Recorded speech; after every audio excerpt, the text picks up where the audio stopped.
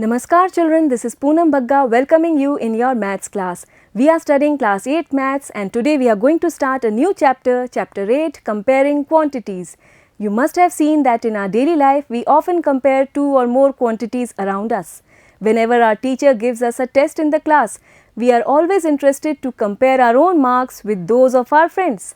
Who got the highest marks? Who got the lowest marks? And where do I stand? Isn't it? Similarly, you must be comparing your own marks in different subjects. Hindi में आपके कितने आए, English में कितने आए, maths में, science में आप कंपेयर करते होंगे. Similarly, you must have heard about the comparison of the prices of different commodities. आपने अपनी मम्मी को बात करते सुना होगा कि आज आलू इतने रुपए किलो मिले, कल तो इतने ही थे. सुना होगा ना आपने. तो मोटी बात यहाँ पर यह है कि कंपैरिजन हमारी डेली लाइफ का एक पार्ट है. We always keep on comparing two or more quantities around us. And in your smaller class, you must have learnt that to compare two quantities, we can either find their difference or their ratio, or we can compare the two quantities by finding their percentages. Difference की बात करें अगर, suppose I have rupees 5 and you have rupees 20 and the difference then will be rupees 15 and we can say that I have rupees 15 less than you and you can say that you have rupees 15 more than me. तो इस तरह से हम दोनों quantities को compare कर सकते हैं. Now if we take one example of two quantities, let us take this fruit basket where we have the number of oranges 5 and number of apples 20. We will be comparing these two quantities by using ratios. और ये आपने अपनी smaller classes में पढ़ा हुआ है, उसी को एक बार recall कर लेते हैं. If we now say that the number of oranges is 5 and the number of apples is 20, then we are not able to compare the two quantities. Comparison के लिए we can find the ratio of the number of oranges to the number of apples. और ratio कैसे find out करते हैं? दोनों ही quantities को divide करके. यहाँ पर oranges पहले लिखा है और apples बाद में, तो पहले हम लेंगे number of oranges और वो क्या है? It is 5. Then number of apples, it is 20. और अब इन दोनों numbers को हम divide करके इनका ratio find out करेंगे. आप देखिए दोनों ही numbers 5 से divisible हैं, 5 से divide करते हैं, 5 1s are 5, 5 4s are 20. ये हो गया 1/4 और इसी fraction को हम ratio form में इस तरह से represent कर सकते हैं. 1:4. बीच में दो dots लगा देते हैं और इसको read कैसे करते हैं? 1:4. इस तरह से इसको रीड करते हैं और इसका मतलब क्या हुआ कि for every single orange there are 4 apples in the basket. 1:4. एक ऑरेंज है तो एप्पल्स कितने हैं? 4. इस रेशियो का मतलब ये है और इसी को हम इस तरह से इंटरप्रेट कर सकते हैं. The number of oranges is 1/4 the number of apples. आप देखिए ऑरेंजेस कम है एप्पल से और कैसे कम है? 1/4.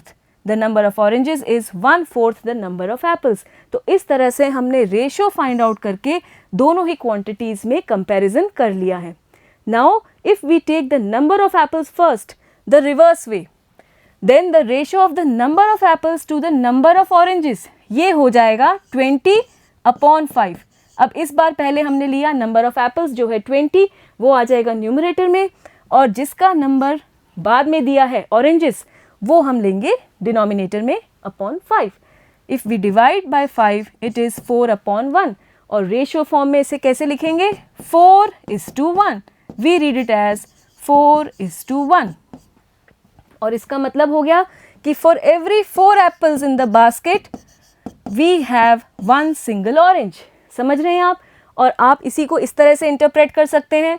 The number of apples is 4 times the number of oranges. 4 गुना ज़्यादा हैं एप्पल्स नंबर ऑफ ऑरेंजेस से. समझ में आई आपको बात? तो इस तरह से रेशियो फाइंड आउट करके हम दो क्वांटिटीज़ को कंपेयर कर सकते हैं. और रेशियो कैसे फाइंड आउट करते हैं? दोनों क्वांटिटीज़ को डिवाइड करते हुए. ठीक है. Now we learn how to compare two quantities by finding their percentage. What is percentage? A percentage is a number that tells us how much out of 100 and can also be written as a decimal or a fraction. Percentage का मतलब out of 100. Cent means 100 and percent means out of 100. Suppose you have got 16 marks out of 20. एक test में आपके 20 में से 16 marks आए हैं, तो उसे हम फ्रैक्शन फॉर्म में इस तरह से लिख सकते हैं 16/20. अब ये मार्क्स तो आपके आए हैं 20 में से, और हम जानना चाहते हैं कि 100 में से कितने मार्क्स आए हैं. How much out of 100. तो इसके लिए हम पहले ये फ्रैक्शन लिखेंगे 16/20 और इस फ्रैक्शन को मल्टीप्लाई कर देंगे 100 से. If we multiply it by 100, what we get? You will solve it and then you will see it is coming out equal to 80 and we denote it as 80%. ये sign है percentage का, और इसका मतलब ये हुआ कि जहाँ 20 में से आपको 16 मार्क्स मिल रहे हैं, उसी को हम कह सकते हैं कि 100 में से आपको मिल रहे हैं 80 मार्क्स. और इसी परसेंटेज को हम फ्रैक्शन और डेसिमल में भी रिप्रेजेंट कर सकते हैं. 80%, इसका मतलब हुआ 80/100. 100 में से 80 मार्क्स. तो इस तरह से हमने इसे फ्रैक्शन में डिनोट कर दिया. सिंपलेस्ट फॉर्म ले अगर हम, तो you will get it as 4/5. ये हो गया फ्रैक्शन फॉर्म इसका. और डेसिमल में कैसे लिखेंगे इसी को, आप देखिए नीचे 2 0 हैं, तो 2 डिजिट से पहले हम यहाँ पर डेसिमल लगा सकते हैं 0.80. तो हमने इसी परसेंटेज को फ्रैक्शन फॉर्म में भी लिखना सीख लिया है और डेसिमल फॉर्म में भी. समझ में आया आपको? And now how to calculate the percentage. Percentage can be calculated by dividing the value by the total value and then multiplying the result by 100. देखिए आप, वैल्यू यहाँ पर आपके मार्क्स हैं 16, then divided by total value. Total marks हैं आपके 20, तो divide कर दिए 20 से, और इस तरह से पहले हमें एक फ्रैक्शन मिलेगा और फिर रिजल्ट को जब हम 100 से मल्टीप्लाई करते हैं इस तरह से, तो परसेंटेज मिल जाती है, और परसेंटेज का सिंबल है ये. समझ में आया आपको? Now this is the formula to find the percentage, value upon total value into 100%. And this is a very important formula which must be very much clear to you because it will be used again and again. Okay. Now coming back to our fruit basket where the number of oranges were 5 and number of apples were 20. यहाँ हम find करते हैं percentage of oranges and percentage of apples and we compare by finding their percentages. Total number of fruits हो गए 25. Now we find the percentage of oranges. कैसे मिलेगा? Total value हम लिखेंगे डिनोमिनेटर में जो है 25, और 25 में से ऑरेंजेस कितने हैं? They are 5. तो ये फ्रैक्शन मिल गया हमें 5/25, और अब हम परसेंटेज के लिए करेंगे multiply by 100. This will give you 25 ones are 25 fours are 100 and this is equal to 20%.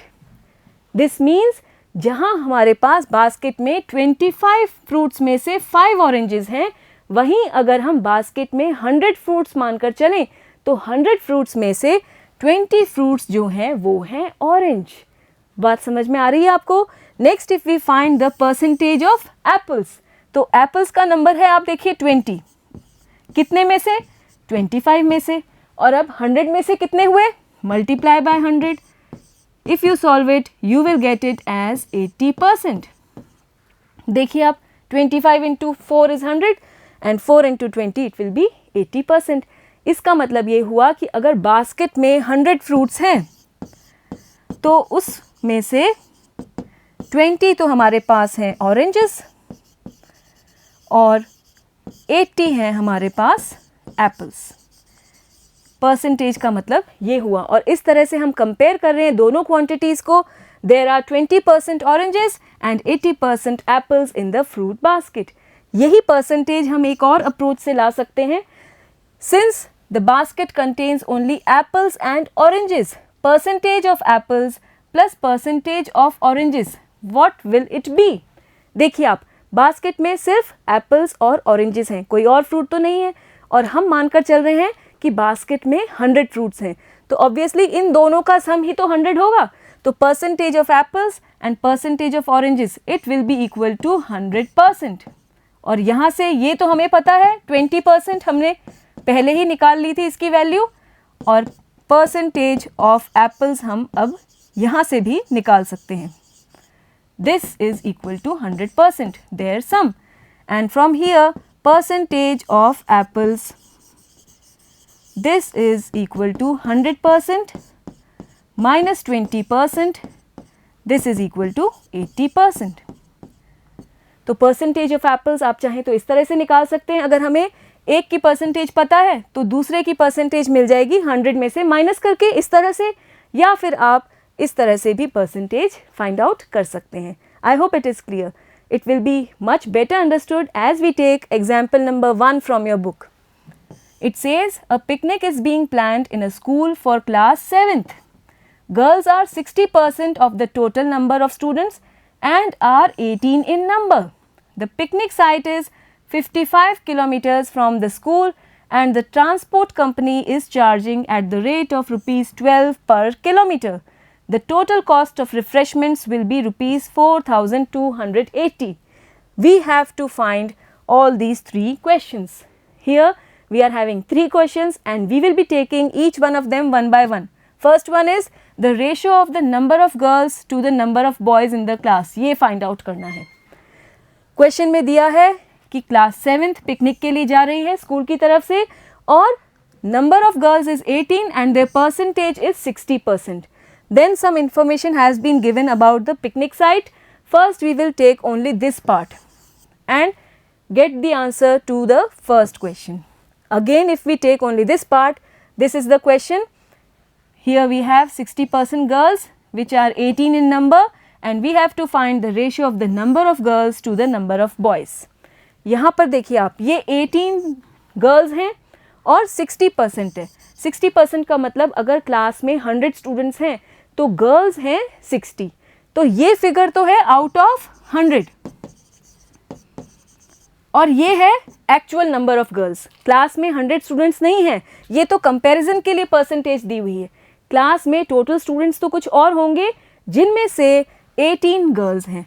तो हम मानकर चलते हैं कि let the total number of students be x, क्योंकि परसेंटेज किस में से मिलती है हमें, टोटल वैल्यू में से. ये जो परसेंटेज दी हुई है ये टोटल वैल्यू में से मिलेगी और टोटल वैल्यू मतलब इस केस में टोटल नंबर ऑफ स्टूडेंट्स, और वो हमें नहीं पता है. तो हम इस क्वेश्चन को स्टार्ट करेंगे by taking the number of students in the class as x. We write it here. The number of girls given it is 18 and percentage of girls given it is 60%. ये तो हमें दिया है and we have to find the ratio of the number of girls to the number of boys. We begin the solution. Let the total number of students in the class be x. Then the number of girls, it is 60%. अब 60% किसका, class में x बच्चे हैं तो उन x का 60% होगा number of girls. 60% of x, always take it 60% or 40%, whatever the percentage of the whole. पूरी क्लास में से 60% ही गर्ल्स हैं तो पूरी क्लास के बच्चे हमने ले लिए नंबर x. तो 60% ऑफ x और ये हमें इक्वल टू दिया हुआ है 18. 60% of x, this is equal to 18, the actual number of girls in the class. इसको सॉल्व करते हैं. 60% को हम लिख सकते हैं 60 अपॉन 100. इस सिंबल का मतलब अपॉन 100. ऑफ के लिए हम लगाएंगे into and then x equal to 18. And now if we simplify, 0 and 0 will be cancelled. If we divide by 2 3 times, this will be 5 times. 3 by 5 into x, it will be 18. Solving it further, x यही रहेगा, 18 हमारे पास है ही, ये 5 यहाँ denominator में है, ऊपर आकर ये मल्टीप्लाई हो जाएगा RHS में, और ये 3 यहाँ मल्टीप्लाई में है, यहाँ RHS में आके डिवीजन में आ जाएगा. Then 3 6 18 and 6 5 30. तो इसका मतलब क्लास में टोटल नंबर ऑफ स्टूडेंट्स हैं 30. बात समझ में आ रही है? I hope it is clear. And now we can write the total number of students, it is 30. And now the number of boys, it will be 30 minus 18. Girls हैं 18, total students है 30, तो सब्ट्रैक्ट कर लीजिए. You will get the number of boys equal to 12. और अब हमारे पास number of girls भी हैं, नंबर ऑफ बॉयज़ भी हैं. इजीली हम इनका रेशियो फाइंड आउट कर सकते हैं. Ratio of the number of girls to the number of boys. पहले नंबर ऑफ गर्ल्स लिखा है तो पहले हम लिखेंगे number of girls which is 18 and then this is the symbol for ratio, and then number of boys it is 12. ये हो गया required ratio. Now to get the simplified form we can divide by 6. 6 3s are 18 and 6 2s are 12. So the ratio is 3:2. Okay, I hope it is clear. अब चलते हैं अगले part की तरफ. First example में ही next part is the picnic site is 55 kilometres from the school and the transport company is charging the rate of ₹12 per kilometre. जहाँ picnic जाना है हमने, स्कूल जहाँ पर पिकनिक लेकर जा रहा है उसका डिस्टेंस स्कूल से है 55 किलोमीटर्स और पर किलोमीटर चार्ज हो रहा है ट्रांसपोर्टेशन का ₹12. Then the total cost of refreshments it will be ₹4,280. Picnic पर जा रहे हैं तो रिफ्रेशमेंट तो बनता ही है और उसका कॉस्ट हमें दिया हुआ है ये. तो यहाँ से हमें टोटल कॉस्ट निकालना है, ट्रांसपोर्टेशन का भी, रिफ्रेशमेंट का भी, और पूछा है cost per head if 2 teachers are also going with the class. Students तो जा ही रहे हैं, साथ में 2 टीचर्स भी जा रहे हैं, तो टोटल कॉस्ट कितना होगा पर हेड. टोटल कॉस्ट निकाल लेंगे और फिर कॉस्ट पर हेड इंडिविजुअली हर एक पर्सन पर कितना स्पेंड हो रहा है ये फाइंड आउट करना है. We begin here. Distance of the picnic site from the school it is given equal to 55 kilometres and transportation charge per kilometre it has been given equal to ₹12 and total cost of refreshments it has been given ₹4,280. All this has been given in the question. We have to find the cost per head if 2 teachers are also going. ठीक है, तो पहले हम बात करते हैं कि picnic जाने के लिए डिस्टेंस कितना कवर हो रहा है. तो हम स्कूल से पिकनिक साइट तक जाएंगे और फिर वापस स्कूल भी तो आएंगे, तो दोनों तरफ का डिस्टेंस कंसिडर करना होगा. So distance travelled both ways it will be 2 into 55, that is 110 kilometers. दोनों तरफ का ट्रैवल कर रहे हैं हम और वो डिस्टेंस हो गया ट्वाइस ऑफ 55. एक तरफ का 55 तो जाने और फिर वापस आने का 55 plus 55, और we can say 2 into 55 it is 110 kilometers. Then transportation charge for 1 kilometer it has been given ₹12 और transportation charge for 110 kilometers the transportation charge will be ₹12 into 110. 12 into 11 it's 132 and 1 0 here, so it will be ₹1,320 the transportation charge. Now we will talk about the total expenses.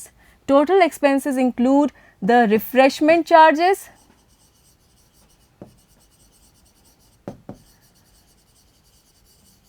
Plus the transportation charge. दोनों ही एक साथ इसमें add करेंगे तभी तो total खर्चा मिलेगा हमें पिकनिक के लिए जो हो रहा है.